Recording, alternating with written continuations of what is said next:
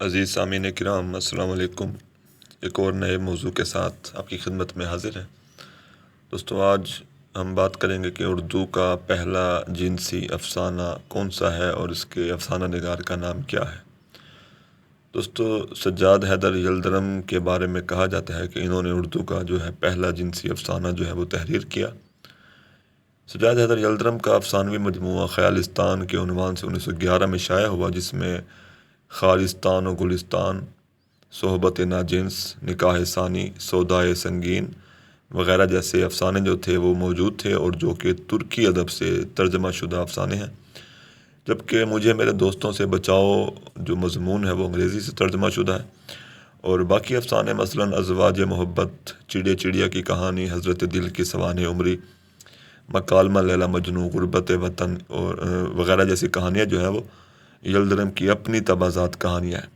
Doctor سلیم اختر اپنی کتاب افسانہ حقیقت سے علامت تک میں خیالستان میں شامل ترکی سے ترجمہ شدہ افسانے خارستان و گلستان کے بارے میں کہتے ہیں کہ یہ اردو کا پہلا جنسی افسانہ ہے۔ 40 صفحات پر مشتمل یہ افسانہ جو ہے اس مجموعے میں موجود سب سے طویل اور سب سے دلچسپ جو ہے وہ افسانہ ہے۔ واقعات اور کردار نگاری میں بھی یلدرم نے روایت سے انحراف کیا ہے، اور اس افسانے کا اسلوب بڑا رنگین اور پرتکلف ہے۔ افسانے کا اسلوب اگرچہ رنگین، دلکش اور پرتکلف ہے، مگر اس کا انداز بڑا قدیم ہے۔ مثلاً یلدرم لکھتے ہیں کہ آج سے 10,000 برس قبل کا ماجرا ہے کہ بحر ہند میں ایک جزیرہ تھا جو اب ناپید ہے۔ دوستو، یلدرم داستان جو ہے وہ ہزاروں برس قبل کے سناتے ہیں، مگر افسانے کی جو فضا ہے وہ اپنے ہی عہد کے ہندوستان کی دکھانے کی کوشش کرتے ہیں۔ افسانے کا موضوع جو ہے وہ انسان کی جنسی جبلت کی قوت ہے کہ جس کے ہاتھوں انسان مجبور ہو جاتا ہے۔ اس افسانے میں ایک نسوانی کردار نسرین نوش ہے، جو کہ دیگر سہیلیوں کے ہمراہ ایک دور دراز کے گمنام جزیرے میں رہتی ہے۔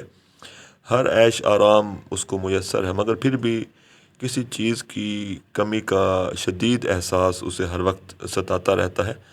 اس نے آج تک کسی مرد کو اپنی آنکھوں سے نہیں دیکھا، جبکہ دوسری طرف خارا نام کا ایک مرد ہے جو کہ خارستان میں رہتا ہے، اور اس کے ساتھ بھی چند دیگر مرد موجود ہیں۔ وہ سب بھی ایک شدید کمی کو محسوس کرتے ہیں، اور یہ مرد حضرات عورتوں کے وجود سے ناآشنا ہیں۔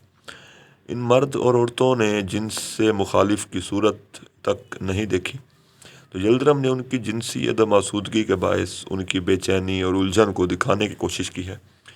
یلدرم بڑے ہی مبہم سے اور غیر واضح انداز میں کچھ اشارے کر کے سمجھانا بھی چاہتے ہیں۔ ڈاکٹر سلیم اختر کے خیال میں اپنے موضوع کے باعث یہ افسانہ جو ہے وہ یلدرم کا اور اردو کا شاہکار افسانہ قرار دیا جا سکتا ہے، اور یلدرم کو یہ اعزاز بھی حاصل ہے کہ انہوں نے اس وقت جنسی افسانہ جو ہے وہ تحریر کیا جب اردو افسانے کا ابتدائی دور تھا، اور یہ بات یلدرم کے لیے کسی اعزاز سے ہرگز کم نہیں ہے۔ شکریہ۔